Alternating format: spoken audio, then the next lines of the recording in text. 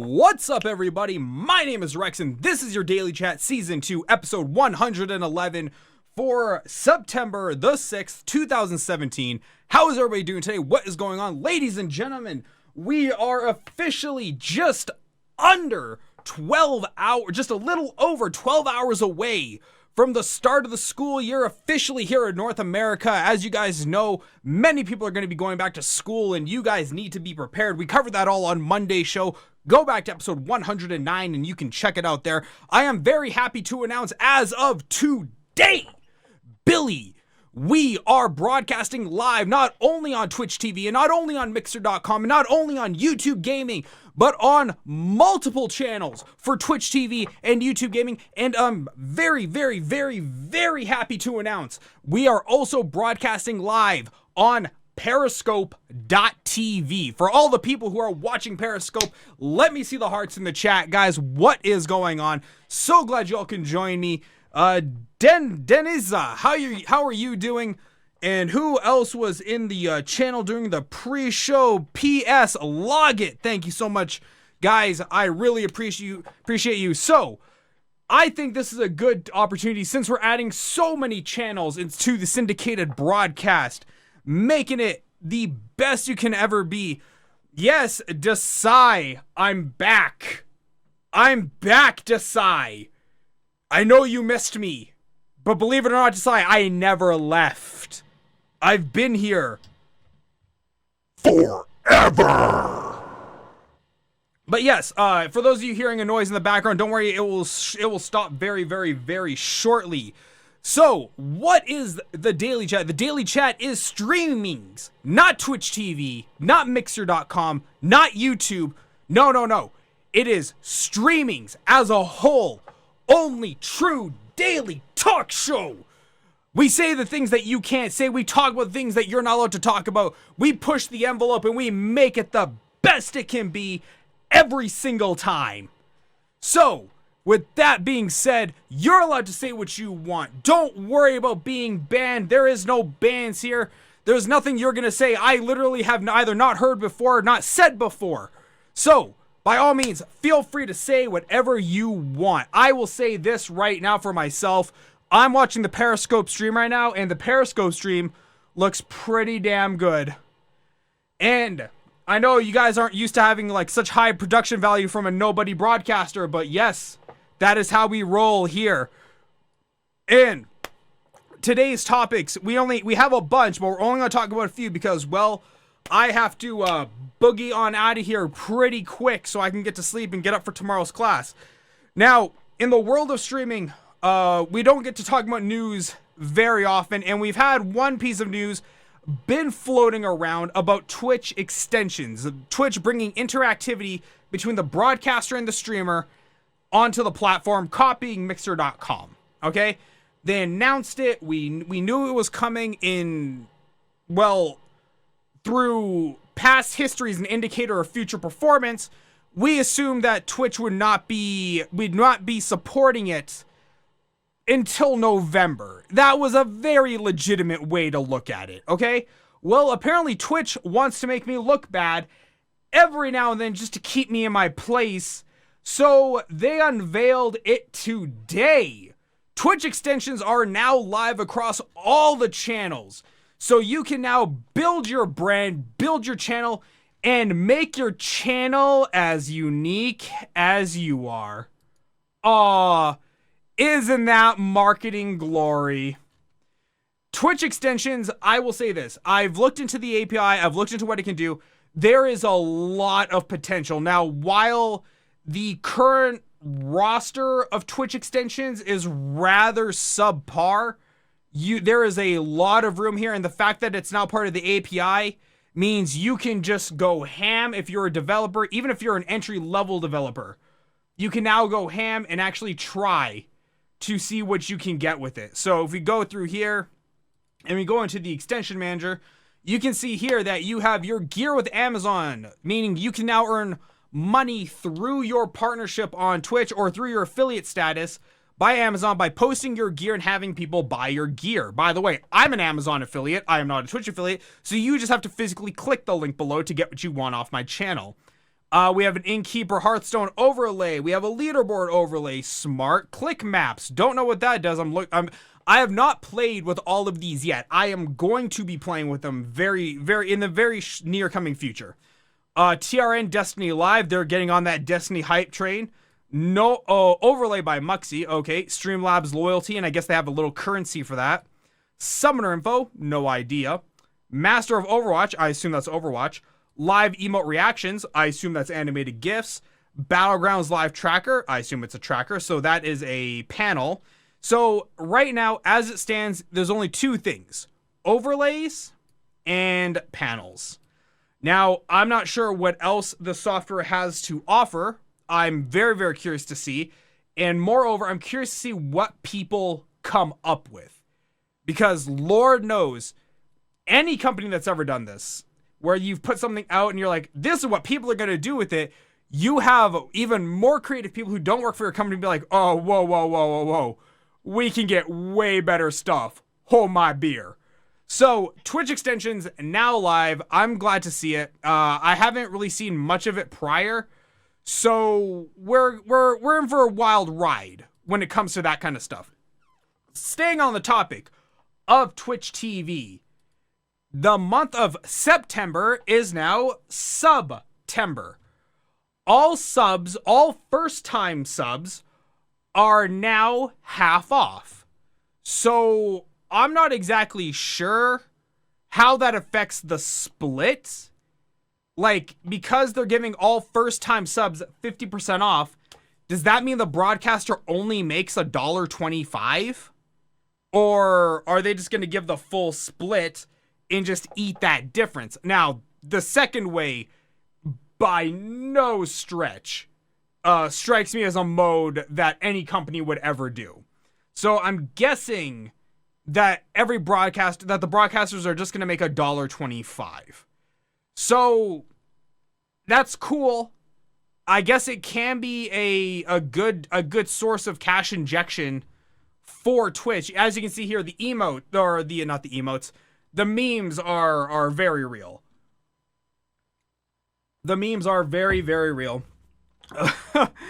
People saying I want this, I don't think they fully understand this, but then again, though, that's most of Twitch TV and most of people in general.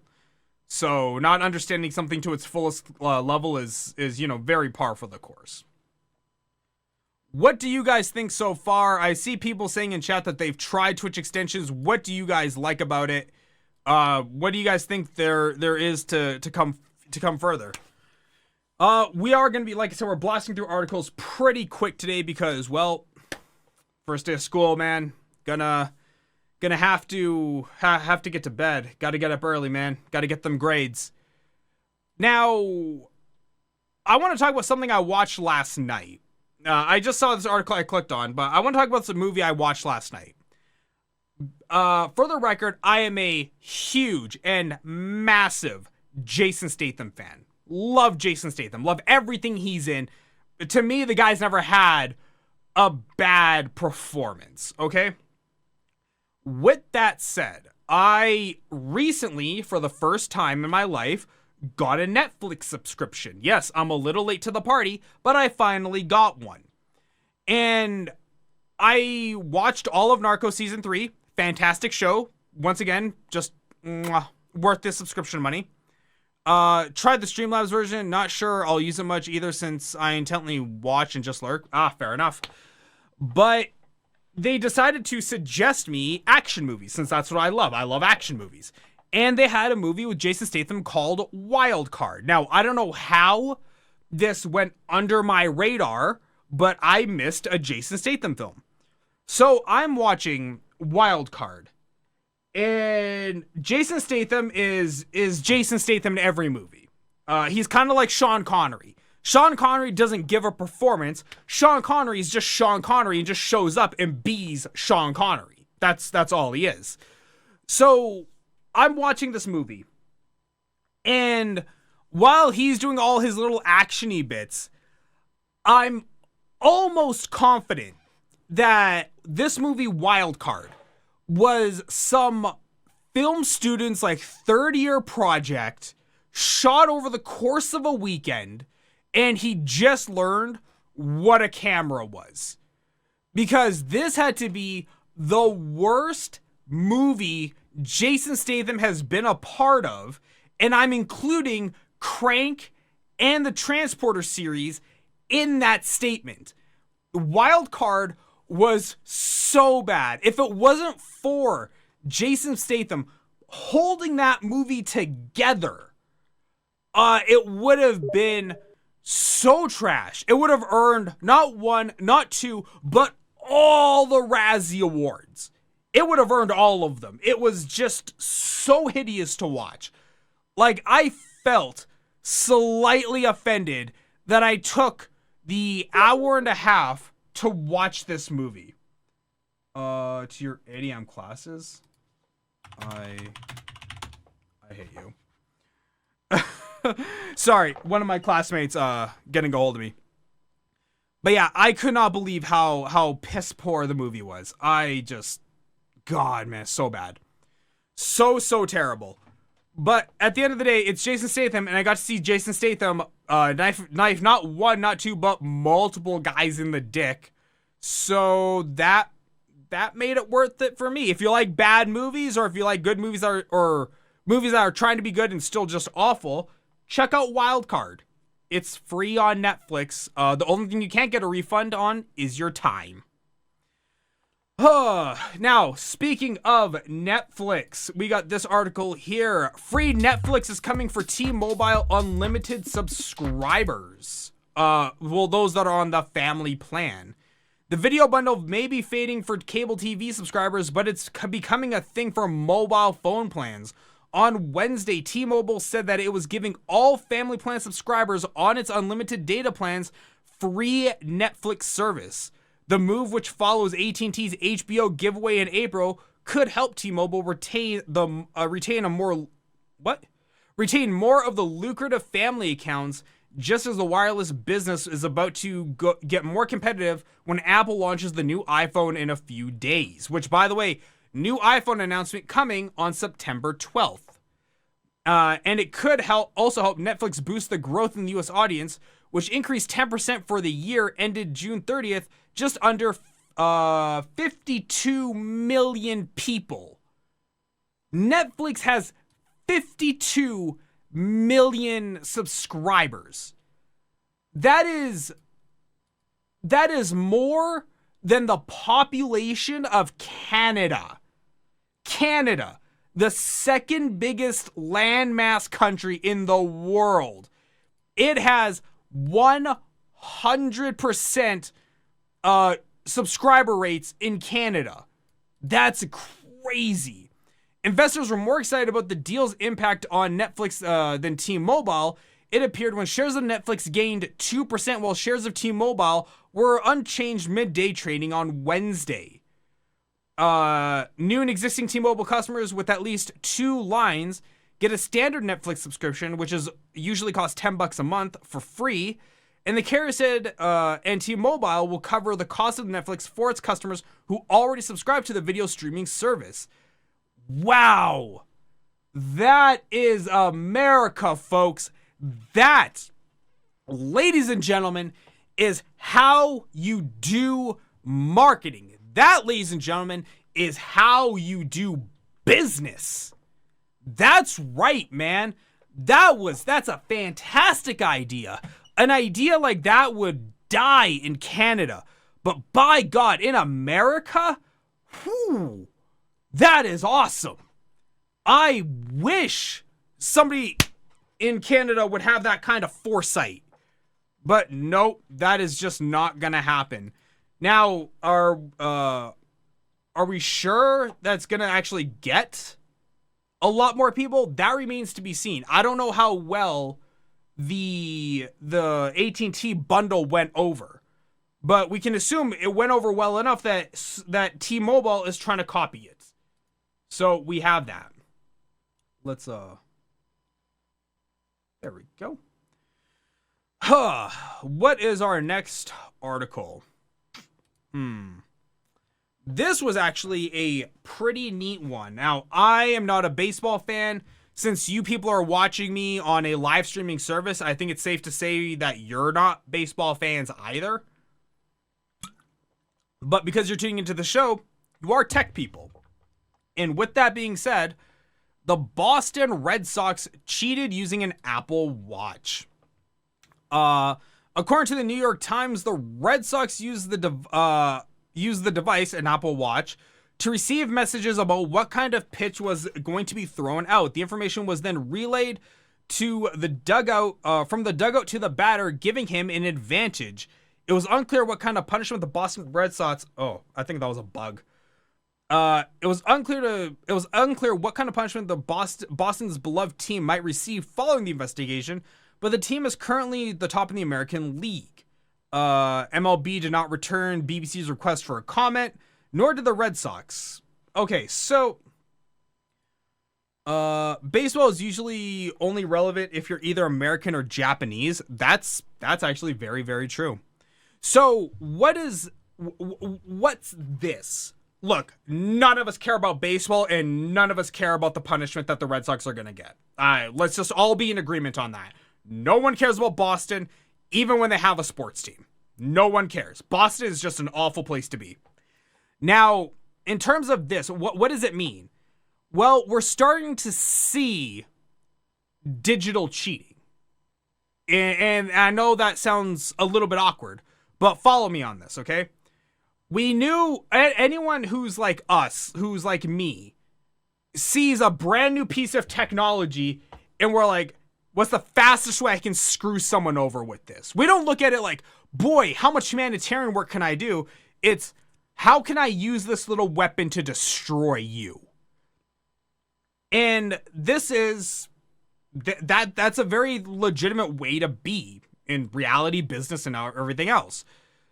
But MLB had passed rules saying that you can have an Apple Watch when Apple Watches came out, but you can't use them to talk to each other or whatever. They saw the pipeline coming, but I don't think they fully had it in their head how it was going to be used to cheat. They had the idea, but I don't think they had it fleshed out.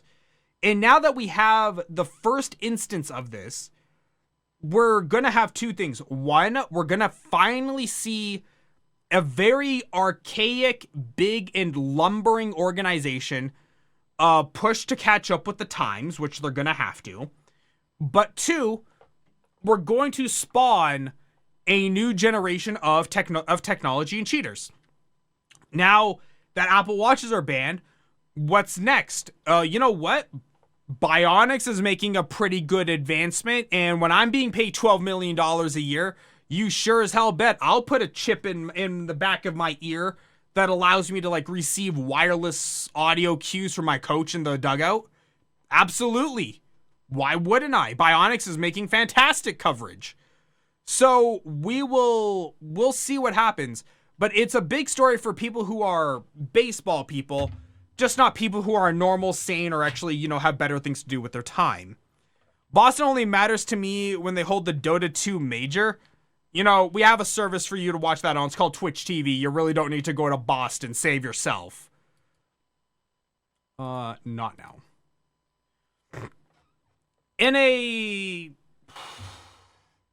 Not a controversial story, we're going to talk about this. Google Fiber cuts this woman's internet service over 12 cents. Okay? So, would Google Fiber cut the customer service over 12 cents? Absolutely. It happened last month to Victoria Tane in Kansas City for 2 days as she tried to figure out what was wrong. When she called customer service, they informed Tane that her service had been suspended, a 12-cent balance was overdue, there had been emails, and the company said later 2 voice messages trying to collect. Tane offered to pay them, but the company told him that they wouldn't accept a check for anything less than $10. She said she never saw the emails or heard the voice messages, and admitted being snarky when she offered to tape a dime and 2 pennies to the envelope. The company forgave the total, and Tane's service was restored with a credit of $30 added to her account. So, no one cares about the lady. Lady's worthless. No one cares about her. This comes down to a matter of, was Google right or wrong? And let's leave the PR crap to the side, because we all know from a PR standpoint, no company, especially Google's, ever going to win that fight. Whether it was 12 cents, $12, or $12,000, Google will never win that fight. Let's just leave that one at the door. But was Google right as a company to cut her service over 12 cents? Believe it or not, the answer is yes. A debt is a debt is a debt, regardless of if it's 12 cents or $12. Okay? It's a debt that's owed, and you have to realize when you're somebody the size of Google, you hire hundreds of thousands of people. You hire enough people to form your own country. Okay? And you don't have enough people to monitor all this kind of stuff. I bet you anything, the whole disconnect had been automated. I bet you anything. Like, yeah, somebody called them. That guy's making $12 an hour and just doing his job and probably not caring. Which I don't blame you, okay? We're going to call this fictional person Greg. Greg was doing his job, and Greg doesn't care about Jennifer Tan or whatever the hell her name was. I do not hold Google accountable at all for this. The lady didn't pay her debt. How you don't see multiple emails and voicemails, you're just totally clueless at that point, and you deserve yet to have your internet cut off. I know a lot of people are going to be up in arms about that because that's what the internet does. The internet's full of really stupid people, and you just kind of ignore them, okay? Google is fine. Google has every right. In all honesty, I'm glad they sent a message. Maybe some people will actually take those 12 cents a little bit more seriously now. Let's talk about the last article of today. And this one worries me just a little bit. Wow. Jury finds... Yo, thank you, Carter6932, for your follow on the Mixer side, man. Appreciate that. Jury finds Nintendo Wii infringes Dallas inventor's patent and awards $10 million. Now, I know about this because I knew about this lawsuit because of Review Tech USA's YouTube channel. Okay, he covered this, that it was happening. I had no idea before that, so it was on my radar. But iLife couldn't sell its fall detection system, but it might get a payday from Nintendo. A jury has ruled that Nintendo must pay $10.1 million because the Wii and Wii U systems infringed on the patent belonging to Dallas Medical Motion Detection Company. The iLife in 2013, after a filing of 4 other companies in 2012, the case went to a jury and trial in Dallas and returned the verdict. They found that Nintendo infringed on U.S. patent, that's a big ass number, which first filed in 1999, and describes the systems and methods of evaluating a movement, a body of relevant in the environment. Okay, the rest of this article is not important because here's what happened. This company, Hello Retirement, absolutely decide Hello Retirement. Man, this guy is like on easy street from here on out. So here's what happened. This company built this product. They might not even built the product. They filed a patent, and these are what are known as patent trolls. I know you've heard the term. It's very common in our little technological sphere. So they filed this patent, and what these patent trolls do is they file a patent and hope that someone will create something just similar enough to their patent where even if they had nothing to do with it, they can still point and say it's too close to our patent, that it's a copy of it, payday. Okay, and that's exactly what this iLife guy did. So $10.1 million is 10% of what the guy was originally seeking. He was originally seeking $144 million, which is about $4 per Wii unit system sold, which is 36 million systems. Now, this is bad because we all know patent trolling is a problem, to the point where judges have banned some people from even being able to be allowed to sue anymore. Like, they just lost that ability altogether. But with this victory, patent trolls now have a precedence to point to at big companies, because there's a bunch of companies that could infringe on patents. But like, if I infringed on Cooler Master's Master Fan 140 RGB controllable fan editions, if I infringed on them, they would come after me, but they wouldn't come after me for a large monetary gain, because they know that wouldn't happen. Okay? But say, like, I was bigger and then I copied them, even if it was totally by accident, boy, they'd come after me hard. Okay? Patent trolls are the worst. And when you have a precedence, you can point to it and get an easier sway of the court into your favor. I know this isn't the best explanation of a patent troll ever, and I'll cover it in more detail later on, but that's the quick and dirty of it, because this really bothers me. And I'm worried in that if people go after Nintendo and you can win, well, next on the line is Sony. Next on the line is Microsoft. And when you get stuff like that, it affects us adversely, because these payouts have to be made up somewhere in the chain. And typically the way you make up large lawsuit payouts or anything like that is you up the price of your consumers. So whether it's me paying it out of pocket for, say, an Xbox One X, or it's Dell having to pay it through, you know, the Microsoft licensing agreement, somebody has to pay it. And I hate the fact that I know that this is now going to be coming, and we can expect the price, someone somewhere can expect the price of their thing to go up. And that's going to really, really suck for a lot of people. Domino effect on consumers. Absolutely, man. Absolutely. Okay, guys, that's going to do it for me today. If you haven't already, do hit your follow buttons on your respective services that you're watching me on. If you haven't already, subscribe to the YouTube channel, youtube.com/LittleRex2015. If you scroll below, there's panels. You can just click the panel there. Guys, thank you so much for tuning in. I have been Rex. I hope you guys had a good time. I will see all of you tomorrow to report back on the first day of school. Have a good night, guys. Bye.